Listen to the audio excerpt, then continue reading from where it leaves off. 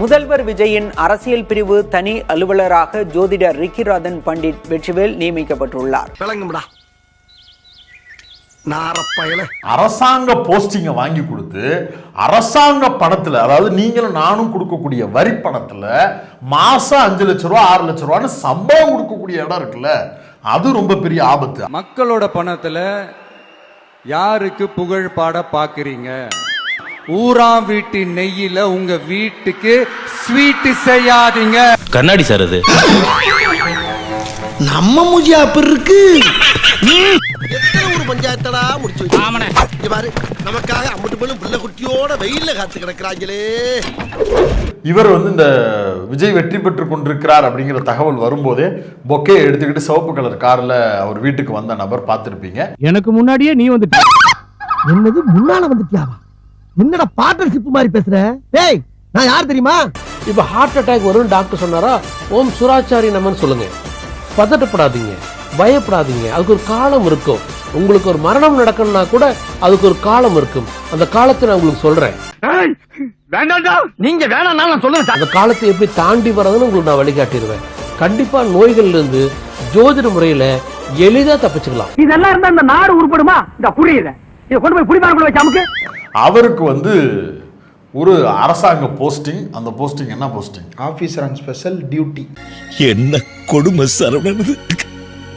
நம்ம இறையன்பு ஐஏஎஸ் அவர்கள் இருந்தது, உதயச்சந்திரன் ஐஏஎஸ் அவர்கள் இருந்தது. இப்படியான பெரிய பெரிய தலைக்கட்டுகள் இருந்த ஒரு இடத்துக்கு கிளி ஜோசியம் பார்க்கக்கூடிய ஒருத்தர் கொண்டு உட்கார வைக்கிறாங்க. உனக்கெல்லாம் வெக்கமே இல்லையாடா?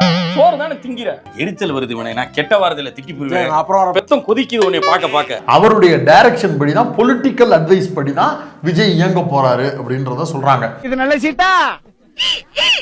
இது ஐயா கிட்ட திறந்து காமிக்கலாமா? இதனால ஐயா ஒரு தோசம் போயிருமா? ஓவரா ரீட் அடிக்கிற குடு. அண்ணனுக்கு வந்திருக்கிறது சிவன் விஷ்ணுவுக்கு பரிகாரம் செய்யக்கூடிய ஒரு நபர் அந்த கோட்டையில என்ன செய்ய போறாங்க? விஜய வச்சு செய்ய போறாங்க அப்படின்றதுதான் அர்த்தம். ஆம்பளைக்கு பொம்பளை வேஷம் போட்டவங்க சுத்த ஆரம்பிச்சுட்ட. இப்படியே சுத்திட்டே ஒரு நாள் பைத்தியம் புடிச்சுதான் நான் சுத்த போறேன். தலைமை சேரங்க விளங்கிரும். உனக்கு ஆடவும் தெரியல. சரி பேசாம உக்காடுறானா கேட்கவும் மாட்டேங்கிற. போட, எல்லாம் எங்களுக்கு தெரியும். என்ன தெரியுமோ? அவரை வெறுமனே விஜய் வீட்டுக்குள்ள இருக்கிறாருன்னா நம்ம இதை கேட்க போறதே கிடையாது. அவர் வீட்டுக்குள்ள என்ன யாக வேணாலும் நடத்திட்டு என்னத்தையோ பண்ணட்டும். நீ பொட்டி கடை வச்சுக்கோ, துணி கடை வச்சுக்கோ, இந்த இவனை வேணாலும் வச்சுக்கோ, என்ன வேணா வச்சுக்கோ. ஆனா அதுக்கு ப்ரொடெக்ஷன் கொடுக்குறது யாரு? ஆனா அதை எடுத்துட்டு மக்களுடைய வரிப்பணத்திலிருந்து வரக்கூடிய சம்பள பணத்திலிருந்து ஒரு போஸ்டிங்கா போடுறாரு அப்படின்னா இது உண்மையிலேயே கண்டிக்கப்பட வேண்டிய ஒன்று. மதன்றது நீ போடுற ஜட்டி மாதிரி. நீ போடலாம், போடாம இருக்கலாம், அது உன் இஷ்டம். ஆனா உன் ஜட்டியை இன்னொருத்தனை போட சொல்லி வற்புறுத்துற பாரு, அது ரொம்ப ரொம்ப தப்புடா. திரு புசி ஆனந்த் பாத்தீங்கன்னா அவரோட உண்மையான பேர் முனுசாமி. என்ன சிரிப்பு ராஸ்கல். அவரும் பாத்தீங்கன்னா ஜோசியம் பார்த்து ஸ்டைலா என் ஆனந்த்னு வச்சுக்கிட்டாரு. எங்க அப்பா பேர் சின்ன மருதன், அழகான பேரை இவனுக்கு வச்சேன். அத சுரிக்கு சைல்ட் சின்னான்னு வச்சிருக்கா. இப்ப அதுதானடா டாடி ஃபேஷன். மாற்றம்னு நீங்க சொன்னீங்க பாத்தீங்கன்னா வெறும் கோட்டு போறது மாற்றம் கிடையாது. மக்களே, எங்களோட தற்கூரி அண்ணா ஆட்சிக்கு வந்ததும் எல்லாரோட வாழ்க்கையில மாற்றத்தை கொடுப்போம்னு சொன்னமே, அப்ப யாருமே நம்பல. இதோ சோகமா உட்காந்து ஒயின் ஷாப்ல சரக்கு போட்டுட்டு இருக்காரு. இவர்தான் இன்னைக்கு நம்ம தமிழ்நாடு சட்டமன்றத்துடைய துணை சபாநாயகர். எங்க அண்ணன் கொடுத்த மாற்றத்தை பாத்தீங்களா? எவ்வளவு பெரிய மாற்றத்தை இவர் வாழ்க்கையில கொடுத்திருக்காரு.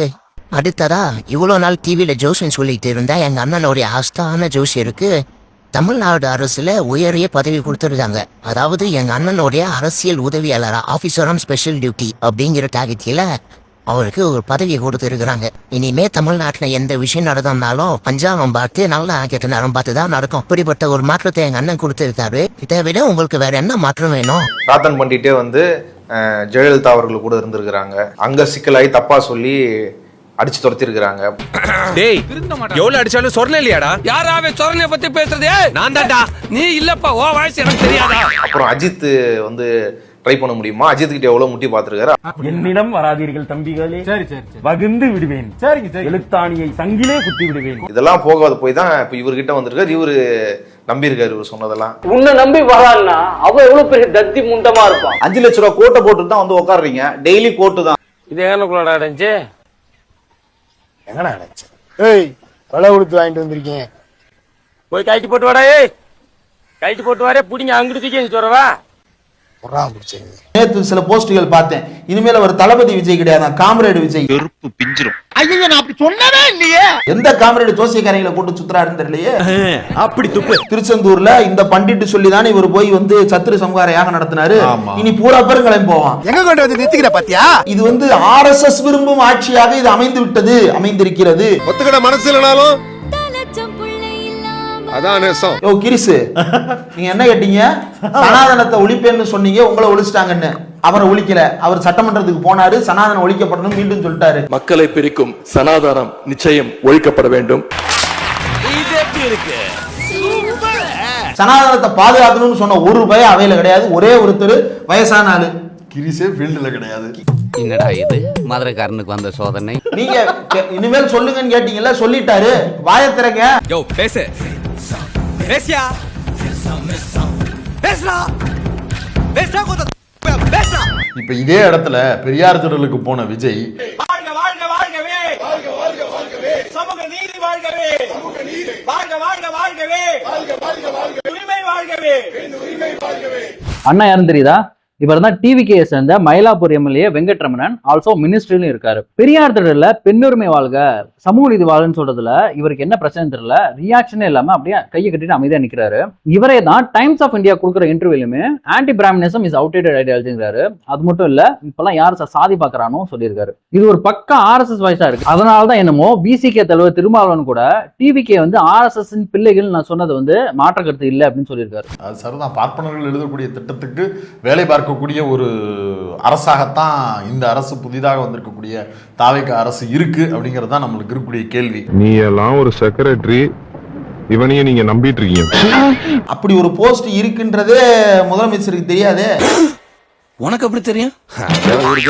அந்த போஸ்டிங்க்கு தான் வர வேண்டும் என்பது ரதிரத்தன் பண்டிட்டுக்கு தான் தெரியும். ஆபீசர் அண்ட் ஸ்பெஷல் டியூட்டின்னு ஒரு போஸ்டிங் இருக்கு சார், அதுல நீங்க பார்த்து என்னை போடுங்க சார்ன்றதை இவரே தான் சொல்லியிருப்பாரு.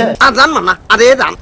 அந்த சோசியக்காரங்களால எவ்வளவு வீட்டுல கல்யாணம் தடவிட்டு போய் கிடக்கு தெரியுமா? கல்யாணம் மட்டுமா குமாரு, இந்த ஒரு உயிரே போயிருக்கு. டியூஸ்டே அப்பெண்டிக்ஸ் டயக்னோஸ் பண்ணி எனக்கு ஆபரேஷன் தியேட்டர் ரெடி பண்ணி அன்னைக்கு நைட் ஜாதகம் பார்த்து டியூஸ்டே நல்லா இல்ல வெனஸ்டே பண்ணான்னு சொன்னாங்க. அன்னைக்கு நைட் அந்த பையன் அப்பெண்டிக்ஸ் ஸ்ட்ரக்சர் இறந்து போனான். வைத்தியம் பார்க்கறதுக்கு கூட ஜோசியம் பார்த்து ஒரு உயிர் போற நிலைமையில தான் ஜோசியக்காரர்களுடைய மனநிலையும் ஒரு மூர்க்கத்தனமான வேலையும் இருக்கு. சார் இவனை என்ன பண்ண சார்? இப்ப கிளியர் பண்ணிடுவான்.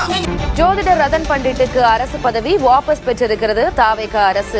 அடிச்சிருக்க அடி அந்த மாதிரி அடிக்கடி எங்க அம்மா தூக்கி அடிச்சாம்பார் மேல கட்ட பறகுது கொட்ட தெரிச்சு. எப்படி நீ கலகஸ்தப்பா சொன்னாலும் சொல்லி இருப்ப, வெளியே விட முதல்ல.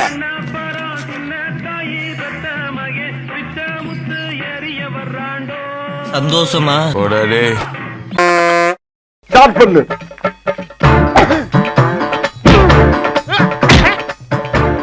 இங்கிட்டு வா. அப்படியா? படைக்கல மண்டல மட்டும் அடிச்சிடாத, குலக்கேசல் உள்ள போயிருவேன். சரியா? உங்க வீட்டு பிள்ளையா நினைச்சு எல்லாரும் என்னை மன்னிச்சிருக்க.